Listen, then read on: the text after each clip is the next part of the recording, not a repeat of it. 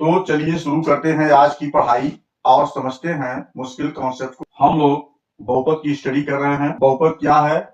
बहुपद polynomials f x a x square plus b x plus c, ये हमारा बहुपद है जिसमें एक्स चर है और ए बी सी वास्तविक संख्या है।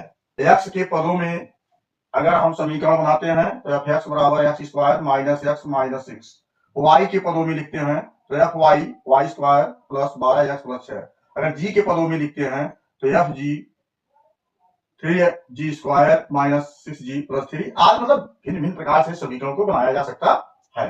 इस प्रकार हमारे जो शून्यक थे अल्फा प्लस बीटा, तो अल्फा बीटा गुणांक उसी के होंगे। अगर यम प्लस यन जोगफल है, शून्यकों का जोगफल यम प्लस यन है तो उनका गुणनफल यम यन होगा। अगर जोगफल एस प्लस टी है तो गुणनफल एस टी होगा। आज इस प्रकार से हो गए। शून्यक का जोगफल और गुणनफल दिया जाता है। अब शून्यक तो अल्फा बीटा या एम एन या पी क्यू या आर एस आदि सभी एक्स के मान होते हैं, जिसे समीकरण में रखने पर समीकरण का मान शून्य हो जाता है। अब हम इधर देखेंगे समीकरण बनाना।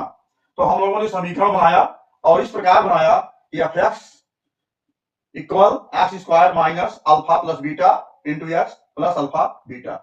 अगर y के पदों में है, हमारा शून्य का जोगफल यम प्लस एन में है और गुणनफल यम एन में है, तो ये हमारा समीकरण होगा F Y equal Y square minus M plus N X plus M N. इसी प्रकार अगर जी के पदों में है, जैसे अभी यहां बताया गया था, तो जी स्क्वायर माइनस, अब इसके शून्य आर एस है तो इस प्रकार समीकरण बनेगा। इनका जोगफल होगा आर प्लस एस और गुणनफल होगा आर प्लस, इनका गुणनफल होगा आर एक्स आर। तो इस प्रकार से हमारा बहुपद द्विघात बहुपद समाप्त होता है।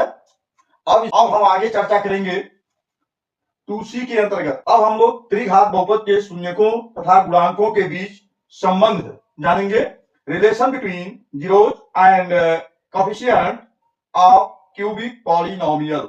और समीकरण इस प्रकार होगा p x equal a x cube plus b x square plus c x plus d, जहां ए बी सी डी वास्तविक संख्याएं होंगी और चर एक्स भी हो सकता है, वाई भी हो सकता है, जी भी हो सकता है। जो होगा समीकरण में जैसा होगा वैसा उसको हम लोग लिखेंगे और हल करेंगे। तो इसके संबंध में चर्चा करेंगे।